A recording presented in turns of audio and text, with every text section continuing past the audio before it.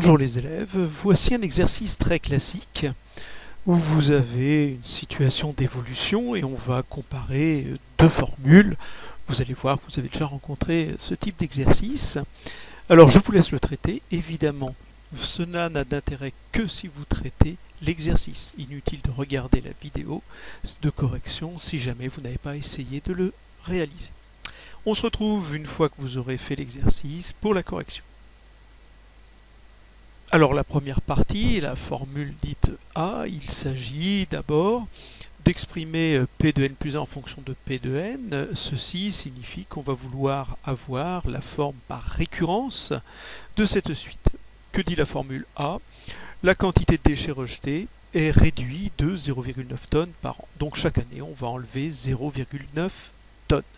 Ce qui se traduit par P indice n plus 1 est égal à P indice n moins 0,9. P indice n, c'est la quantité de déchets rejetés l'année 2020 plus n. On enlève 0,9 tonnes et on obtient l'année suivante, donc P indice n plus 1 l'année 2020 plus n plus 1.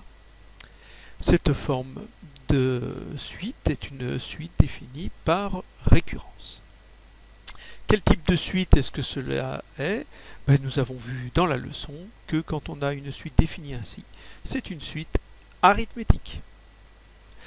Le premier terme de notre suite, c'est 12 tonnes, et la raison, c'est moins 0,9, puisqu'on enlève 0,9 tonnes par an. On veut maintenant l'expression de Pn en fonction de n, c'est-à-dire la forme explicite. Par définition de votre leçon, P indice n est égal à P0, le premier terme, plus n fois R, avec les données que nous avons. P0 vaut 12, on sait que R vaut moins 0,9, on obtient donc P indice n égale 12 moins 0,9 fois n. On veut enfin savoir la quantité de déchets rejetés en 2025, c'est-à-dire 5 ans après 2020. Donc on va chercher P indice 5. Pour P indice 5, on fait donc 12 moins 0,9 fois 5, on obtient 7,5. La quantité de déchets rejetés en 2025 sera donc de 7,5 tonnes. Pour la deuxième formule maintenant, on réduit la quantité de déchets de 15% par an. Alors que signifie 15% par an? Il faut calculer d'abord le coefficient, on l'a fait plusieurs fois oralement et en classe, donc vous devez être capable directement de trouver que le coefficient qui correspond à une baisse de 15%, c'est 0,85. Si vous n'êtes pas capable de le faire, vous pouvez toujours le calculer. Je vous remets la formule ici.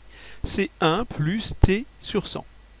Plus ou moins t sur 100, cela dépend, plus si vous avez une augmentation, moins si vous avez une réduction. Donc ici, moins 15 sur 100 et 1 moins 15 centièmes, on obtient le 0,85 annoncé.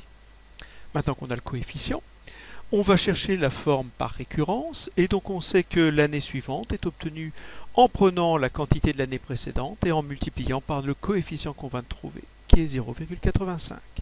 On a donc Q indice n plus 1 est égal à 0,85 fois Q indice n.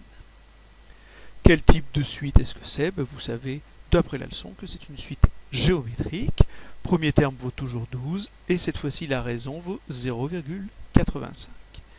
On va maintenant en déduire une forme explicite. La leçon vous rappelle la formule qui est Q indice n est égal au premier terme, Q indice 0, fois la raison à la puissance n.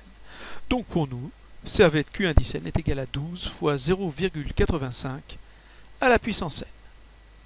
Enfin, on vous demande la quantité de déchets rejetés en 2025.